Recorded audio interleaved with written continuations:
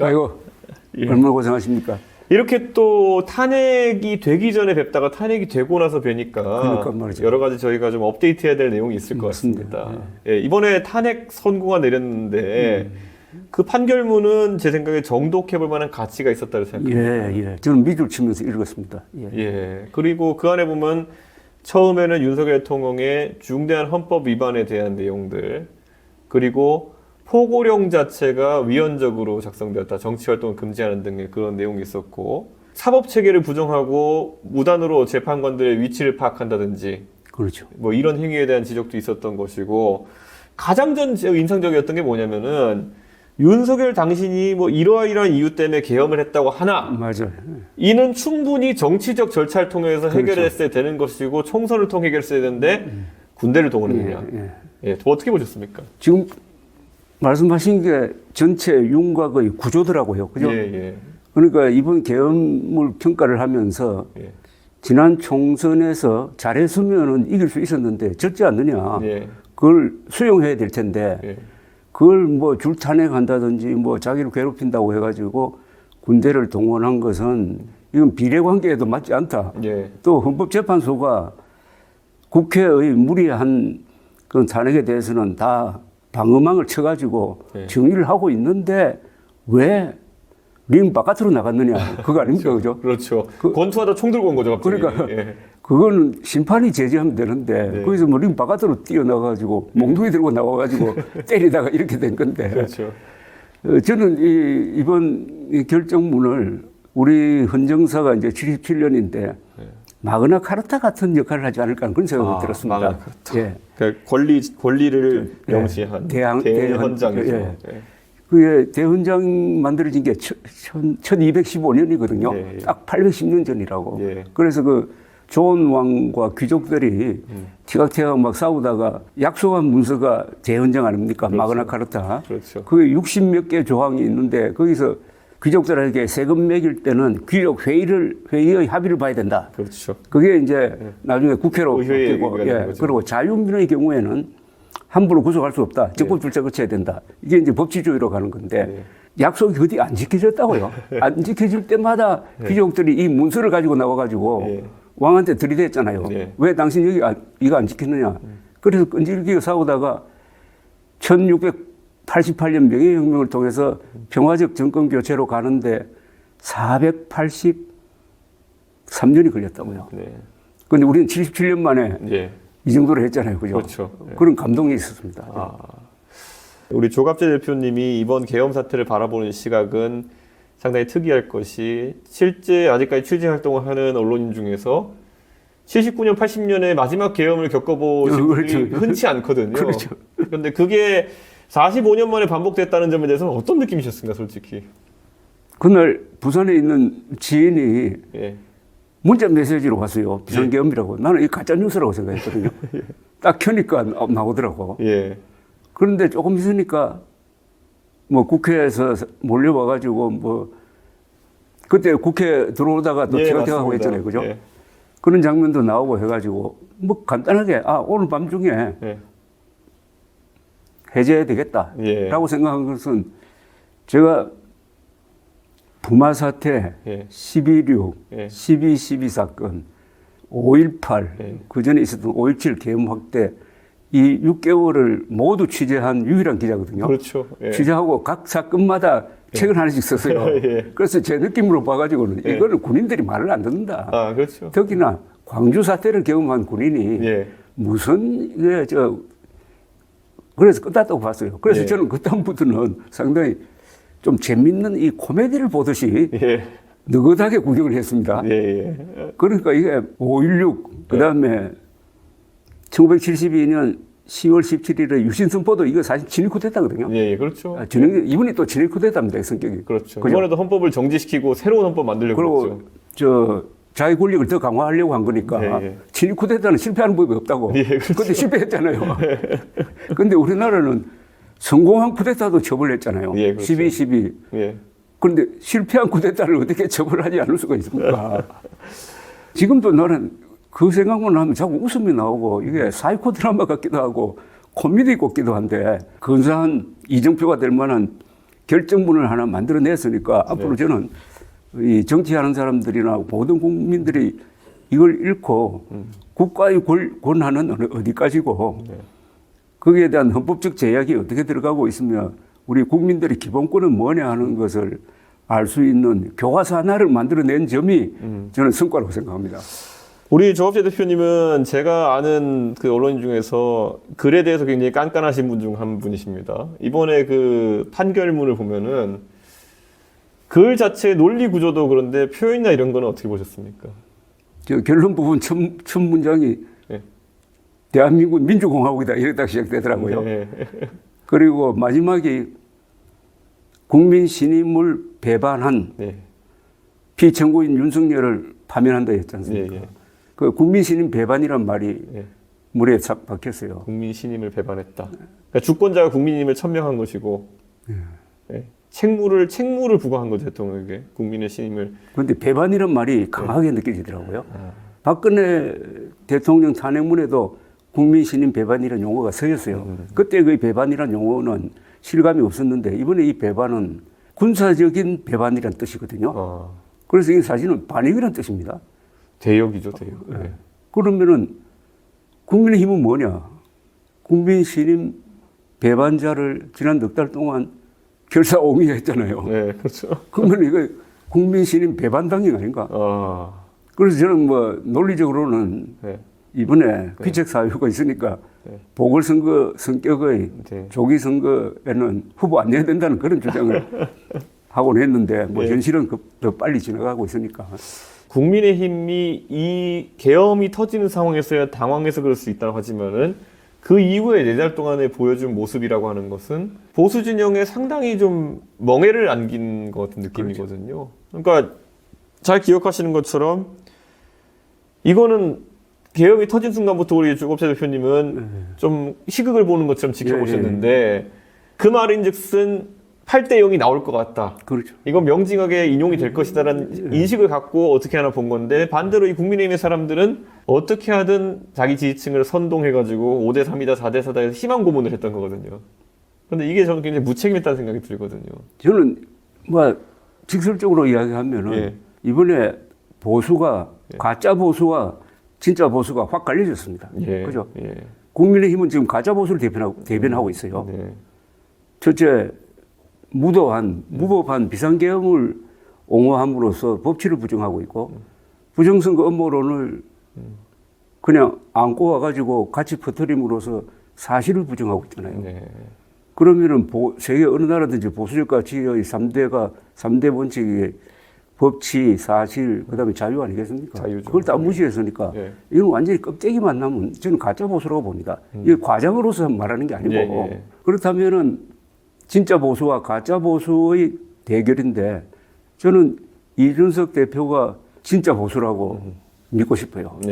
뭐 보수의 구명정이라는 표현도 옛날에 썼지만 이럴 때야말로 지금 보수의 구명정이 준비가 돼 있었던 것 같아요. 저희는 원래 노아의 방주 같은 좀 큰 걸 설계하려고 했는데 지금 구명정이 됐습니다. 조금 작지만은 원래 구명정은 작거든요. 본체보다는 작은데 여기 이제 옮겨 타야 되는데 그건 잘 모르겠고 어쨌든 대안이 그래도 이 보수의 진짜 보수의 챔피언이 누구냐? 그런데 한국 보수는 저는 간단하게 말하면 문명 건설 세력이라고 생각합니다. 문명 건설은 좋은 제도를 만드는 거 아닙니까? 그죠? 그렇죠. 그 자연의 법칙을 벗어나서 제도를 통해서 제도를 만드는 거예요. 그러니까 우리가 만든 제도가 의료보험, 군대란 제도, 기업, 그다음에 헌법재판소, 선거관리, 공정한 선거관리 이게 다 제도인데 윤석열 전 대통령이 K의료를 완전히 지금 망가뜨렸죠. 그렇죠. 군대를 지금 엉망진창으로 만들었지. 헌법재판소를 공격을 했지. 그렇죠. 선거관리위원회를 완전히 부정선거기관으로 매도를 하고 특히 국민의힘이 왜 가짜 보수냐라고 증명하려면은 한 손에 태극기 들고 다른 손에 성조기 들고 온몸에 스탑 더 스틸을 감았잖아요. 그렇죠. 그 사진 한 장으로 끝나는 거 아닙니까? 그러니까요. 저는 스탑 더 스틸 이런 거 달고 다닌 걸 제가 미국 외교관에 한국인 주한 외교관과 얘기하면서 이제 놀랐던 것이 놀라울 정도로 미국인도 거부감을 느끼고 그렇죠. 그 화면에 대해서 성조기와 태극기와 스탑 더 스틸. 예. 아니 이게 정신분열적 상황인데 예. 태극기는 애국이고 예. 성조기를 들었다는 것은 이것은 사실은 사대주의적인 요소가 외세에 있잖아요. 의존하는 거죠. 그러고 스탑 더 스틸은 완전히 거짓말 아닙니까? 그러니까. 그러니까 스탑 더 스틸은 대한민국은 표도덕 국가입니다라는 걸 만천에 선전하고 외신 기자들이 그걸 찍어가지고 또 보내면 한 사람이 어떻게 이 세 가지 일을 할 수 있느냐 이거지. 국민의힘에서 이제 경선도 치르고 한다고 하는데 성찰적인 자세로 이 개혁과 이런 보수 위기에 대응했던 사람을 찾아보기가 어렵습니다. 그럼 진짜 위기 아닙니까? 그게 뭐죠? 그러니까 우리 보수가 좀 너무 겸손해서 예. 문제인 경우가 많습니다. 잘한 것을 했으면 계속 그걸 지키면서 확대시키고 해서 그걸 자기 걸로 만들어야 되는데 그렇게 하려면 욕을 많이 먹으니까 피하다가 보면은 놓쳐버리죠. 이상한 방향으로 가는 경우가 있죠. 근데 이준석 예. 대표는 싸웠잖아요. 예. 어유. 자기의 가치를 지키기 위해서 싸웠고. 저는 자기 가치를 지키기 위한 것도 있지만은 제가 하는 일들이 저는 10년, 20년 내에도 후세 평가를 받을 수 있다는 생각을 하기 때문에 그건 좀 떳떳하려고 합니다. 그거는. 특히 뭐 부정선거 음모론은 예. 음모론과 싸운 그거는 아마 역사적으로 기록될 거라고 봅니다. 예. 그런데 거기에 대해서는 자랑을 조금 더 해도 되는데 예. 조금 겸손하신 것 같아요. 예. 제가 부정선거랑 싸우는 것이 뭐 제 일신을 위해서라기보다는 이거는 진짜 바이러스 중에 가장 심한 바이러스거든요. 그러니까 아까 말씀하신 것처럼 우리가 이룩한 선거 시스템 자체를 부정하는 그런 자해 공갈성 이제 바이러스이기 때문에 가장 문제였던 건데 전 세계적으로 윤석열 대통령이 가장 희화화되는 것은 부정 선거를 믿는 지도자는 꽤 있었으나 자기가 이기고 나서도 그렇지. 그런 사람은 없다라는 게 가장 큰 문제인 그렇죠. 거죠. 예. 그것도 윤석열 대통령이 약간 그쪽이다 하는 걸 맨 먼저 간파를 했잖아요. 그죠? 저는 뭐 좀 개조가 가능한 사람인 줄 알았죠. 그거는. 그러다가 작년 12월 3일 나오고 나서 예. 역시 예. 옳았다는 그런 판단을 하신 거예요. 예, 하셨을 것 그렇죠. 같아요. 그렇죠. 이게 윤석열 대통령의 괴팍함 또는 비논리성, 비상식성이라고 하는 것은 보좌를 받을수록 자기 욕심만 강해져가는 특이한 그런 증상이었습니다. 근데 이게 이제 국민들에게 왜 이 사건이 일어났느냐를 알려야 될 의무를 가진 데가 이 국가기관 아니겠습니까? 네. 그죠? 이번에 결정문도 그러고 앞으로 수사 네. 뭐 공소장도 그렇고 그다음에 국민의힘이 자체적으로 조사를 해가지고 보고할 의무가 있습니다. 그렇죠. 의무가 있고 그다음 남은 의무는 기자들이 언론입니다. 언론이 진짜 비상계엄의 이유는 뭐였느냐를 나는 취재를 해가지고 밝혀야 된다고 생각하는데 그건 드러난 거하고 다를 수도 있을 것 같아. 왜냐하면 지금까지 드러났다고 하는 게 믿기지가 않기 때문에. 그럼 믿기지 않아요. 예. 자기가 만든 혼란을 자기가 어떻게 주체 못하고 이렇게 넘어진 형태라 가지고. 이번에 또 코미디적인 게 있는 게 계엄 선포문 있잖아요. 예, 예. 포고령 있잖아요. 예. 거기에 없는 게 부정선거였다고. 아, 예. 그건 비밀로 붙였잖아요. 그죠? 예, 그렇죠. 한참 동안 비밀로 붙이다가 기자들이 선거해도 갔네 하고 그렇죠. 하니까 12월 10일 그러니까. 갑자기 나타나가지고 그러니까. 그거를 진짜 이게 진짜 이유다는 식으로 이야기했잖아요. 아니 세상에 계엄 선포 이유를 비밀로 붙이는 그러니까. 사람이 어디 있습니까? 근데 저는 김건희, 윤석열 두 사람의 관계 네. 아주 이상한 관계가 이번 계엄 사태의 가장 큰 이유가 아닌가 하는 그런 생각이 듭니다. 저도 그런 걱정이 있습니다. 정권 공유형입니다. 그렇죠. 같이 통치하는 느낌이 많이 났다는 거죠. 그렇죠. 그러다 보니까 저는 정권의 과오가 드러날 때 생각보다 높은 비중으로 같이 나올 수 있다는 생각을 하는 거죠. 근데 윤석열 전 대통령을 이렇게 비참한 쪽으로 몰고 간 그 출발점 보면은 무리하게 청와대에서 뛰쳐나온 거. 네. 그죠? 그 다음에 이준석 대표 몰아낸 네. 거. 그 다음이 의료대란. 이 그렇죠. 세 가지 아닙니까? 그렇죠. 저는 세 가지 다 김건희 여사의 영향력이 상당 부분 있다고 봅니다. 뭔가 이상해요. 뭔가 이상한데 그게 동급이 아니라 갑을 관계가 아닌 것 생각해요. 아, 갑을까지 생각하시는군요. 저는 예. 그렇게 자꾸 취재를 해보니까 그런 이야기가 많이 나오대요. 예. 여러 사람이 있는 데서 김건희 여사가 그 사나운 남편을 대하는 태도가 꼭 부하처럼 예. 오히려 윤석열 당시 대통령이 김건희 여사를 어렵게 예. 되었다든지 뭐 이런 이야기가 너무 많이 나오는 거예요. 한 여인을 위해서 비상계엄령을 펴가지고 온 나라에 불을 질렀다는 이런 이야기인데 이거는 그런데 웃을 일이 아니라 아주 치밀한 취재를 통해서 밝게 됩니다. 대통령 선거가 다가오고 있습니다. 그런데 이번 선거에서 보수 유권자들이 뭘 바라보고 투표를 해야겠느냐. 이 무너진 보수를 재건한다는 의미에서 어떻게 보십니까? 3자 가상 대결이 그렇게 여론조사된 게 있던데 이재명 47, 김문수 23, 우리 이 후보가 9% 그렇게 나왔더라고요. 9% 하니까 눈에 확 들어오던데 해볼만 하다 하는 그런 느낌 안 듭니까? 저는 선거를 항상 어쩌다 보니 어려운 선거만 치렀기 때문에 저는 뭐 구에서 시작하는 거 굉장히 고무적이고 할 수 있다고 생각합니다. 특히 대선은 온 국민의 관심이 중앙 미디어에 집중되기 때문에 그렇죠. 올바른 비전을 세우면 또 확 바뀔 수 있다고 생각합니다.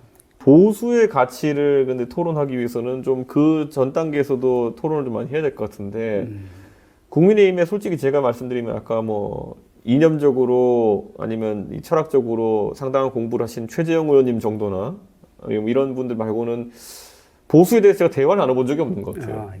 보수가 뭐냐 하는 거는 우리 이준석 후보가 선 거부할 수 없는 미래입니까?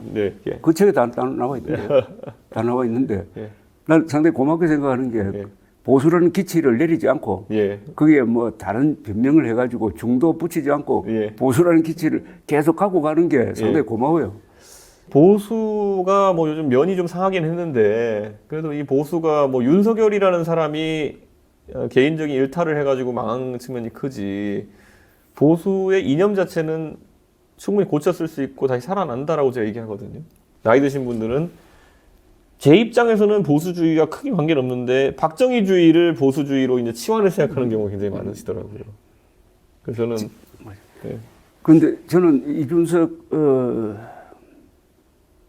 대표가 2022년, 2023년부터 계속 보수가 뭐냐 하는 문제 제기를 할 때 그때 생각했던 게 이제 한국의 보수를 재해석해야 되겠구나. 그 다음에 그걸 바탕으로 재구성해야 되겠구나 하는 생각이 들었습니다. 한국의 보수는 굉장한 역사의 진보 세력 아닙니까? 주체 세력 아닙니까? 문명 건설 세력 아닙니까? 그죠? 맞습니다. 이 문명 건설을 주도한 주인공이고 한국 현대사의 주인이거든요. 다만 이런 어마어마한 보수를 지금 국민의힘이 대표성이 있느냐? 대표성이 없는 거예요. 그렇죠. 저는 삼권 분립이라는 것이 굉장히 중요한 가치인데 어느 순간 뭐 물론 검찰은 행정부 소속이긴 하지만은 사법을 담당해야 되는 사람들이 이 정치 권력과 결합되면서 이 경계가 모호해지면서 사실 사법의 정치와 정치의 사법화. 그렇죠. 사법의 정치와 정치의 사법화. 그리고 보수 정치와 검찰 사법의 일체화가 이루어졌는 상황인데 저는 이걸 다시 분리할 방법이 잘 보이질 않습니다, 지금. 그렇죠. 한번 체질이 이렇게 들게 되면은 사람이 바뀌는 게 굉장히 어렵습니다. 이게 쉽게 검찰을 동원해가지고 저 상대 하나 날리고 이렇게 검찰 정치하는 게 맛에 들어버리면은 이렇게 이념적으로나 철학적으로 연구해서 정책을 만들고 그래 그걸 바탕으로 국민을 설명해가지고 표로 이기는 게 얼마나 이 거추장스러운 절차처럼 느끼겠습니까? 그냥 누구든지 수사해가지고 그냥 날려버리면 되는데 왜 이런 공부를 하느냐. 저는 그게 만연한 지금 나태함이라고 봅니다, 보수주의. 그래서 이 보수를 재해석할 때 레퍼런스로 삼을 게 산업공상이거든요. 조선조를 지배했던 신분 산업공상 아닙니까? 네, 그렇습니다. 그 사가 지금도 살아있거든. 그 사는 지금은 검사, 판사, 기자, 교수, 이른바 지식인들, 또 뭐 시민운동가 이런 사람이 사실은 권력을 잡고 기업인, 군인, 과학자, 전문가를 끌고 가고 있다고. 가불관계가 되어 있잖아요. 그러니까 한국은 지금 사자 지배 아닙니까? 지금 그렇죠. 이재명도 사에 속하고 뭐 윤석열 마찬가지인데 일본이 참 슬기로운 나라라고 생각되는 게 검사 출신, 판사 출신은 정치를 안 하거든요. 그렇죠. 법으로 안 하는 게 아니라 스스로 안 합니다. 그 자기 자존심 문제라고. 그래서 이 구조를 깨는 뭔가가 있어야 되는데 뭐 우리 저 과학도 출신이니까 보수가 엄청난 볼륨을 갖고 있는데 그러면 그걸 바탕으로 해가지고 보수 정치 세력을 어떻게 재구성하느냐 아니겠습니까? 그죠? 네. 지금 국민의힘이 이런 어마어마한 보수를 다 대표할 수가 없잖아요. 그렇죠. 대표성이 없잖아요. 네. 그러면 이 사람들을 정치 교육을 해가지고 당원으로 만들어가지고 네. 그런 사람들이 당원으로 만들어가지고 지금 많이 주장하듯이 정당 민주화를 통해서 네. 지도부를 구성하면은 그게 제대로 된 보수가 될 것 같은데 지금 그쪽 고민은 또 요새 별로 안 하는 것 같아요. 개헌 같은 큰 것만 이야기하고.